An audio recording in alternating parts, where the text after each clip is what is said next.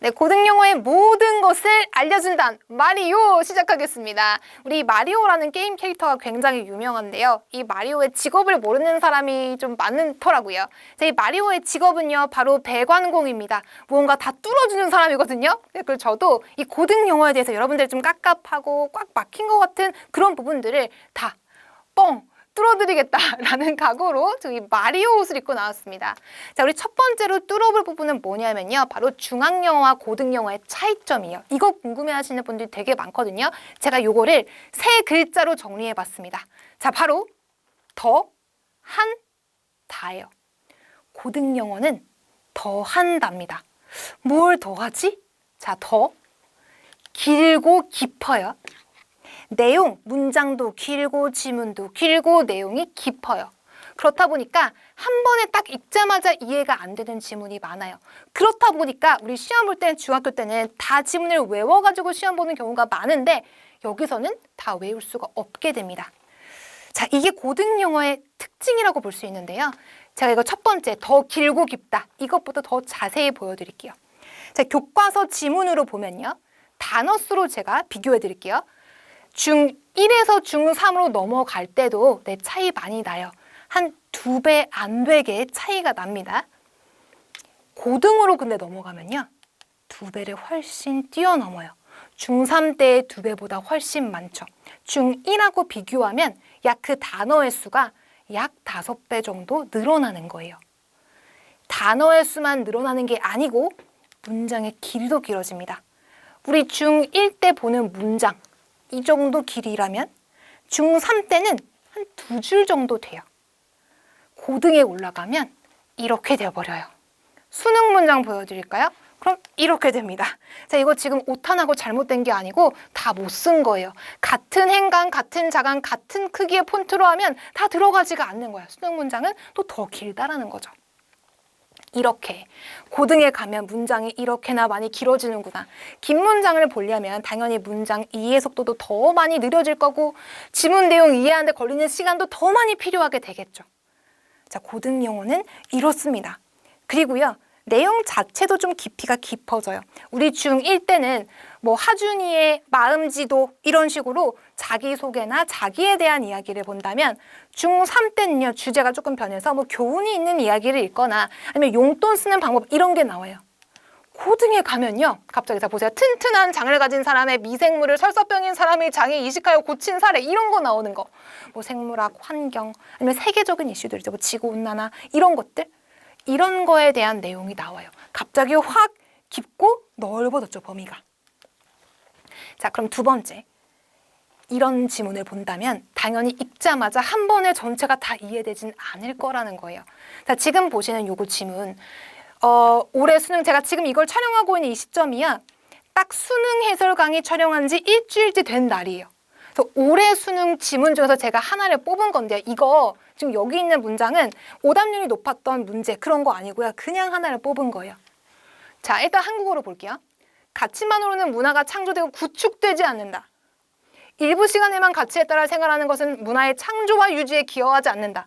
가치를 행동으로 바꾸는 것은 전투의 절반에 불과하다. 갑자기 또 전투.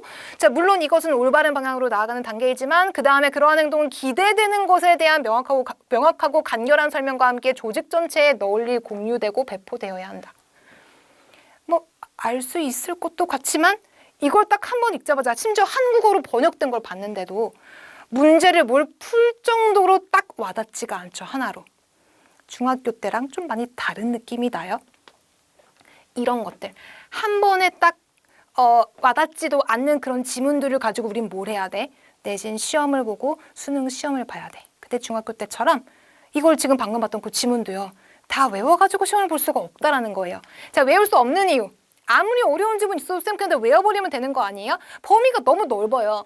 우리 중학교 때 시험 범위는 이 정도죠. 교과서 몇 단원 프린트가 들어간다면 고등학교 때는 여기에 더해서 부교재 엄청 많이 들어가고 또 수능이나 학평에 기출문제가 들어가는 경우가 되게 많아요. 이 부교재라고 하는 거는 학교마다 굉장히 좀 차이가 있지만 뭐 EBS 교재를 보거나 자체 교재를 보거나 탭스나 뭐 이런 공인 영어 시험의 교재나 시중 출판사의 어휘어법 독해 교재 이런 것들을 쓰는 경우들이 많습니다. 이런 것들 중에서 그 학교에서 하나만 쓰는 게 아니고 여러 개를 쓰는 거예요. 그리고 여기에 더해서 이것만 또 시험에 나오는 것도 아니고 수능 기출문제, 학교 기출문제 이런 것들이 나온다는 거죠. 여러분 교과서 말고 이런 부교재나 아니면 기출문제들 있죠.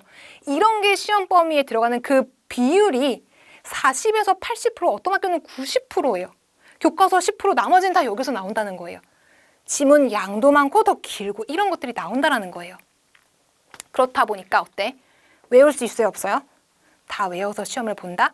암기식으로 내신 공부를 한다? 이건 불가능해지는 겁니다. 자, 그러면 제가 또 한 가지 보여드릴게요. 문제 유형의 제가 분포도를 만든 거예요.